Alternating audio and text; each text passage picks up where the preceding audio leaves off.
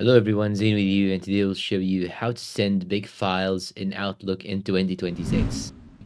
Okay, the first thing that you should do is to simply go and open your Outlook, then go to Home menu, then go and click on New Mail. Then here you have this menu, just click on Insert, then go and click on Attach File, then go and click on Browse this computer. And now let's say that I want to add a very large video, for example. Let's say this video, for example. How do you want to share this video? I'm gonna click on, it says that remove large online images or attachments from this images thread or try using OneDrive. So I'm gonna click on upload and share as a OneDrive link. Then you are all done. That was method number one. Method number two is to go and zip this video or compress it by clicking right click on it, then click on compress and compress it, then try to upload it. This is method number two.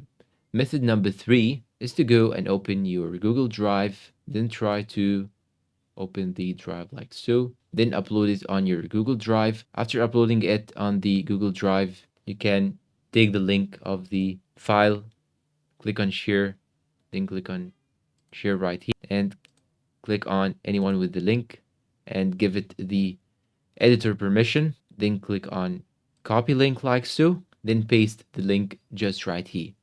This is method number three. Now, method number four is to use wetransfer.com. So you just have to upload the large file in this website.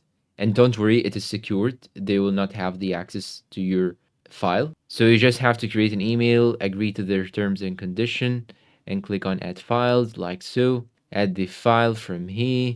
And after adding the file, it will be uploaded. And of course, here you have a specific limit.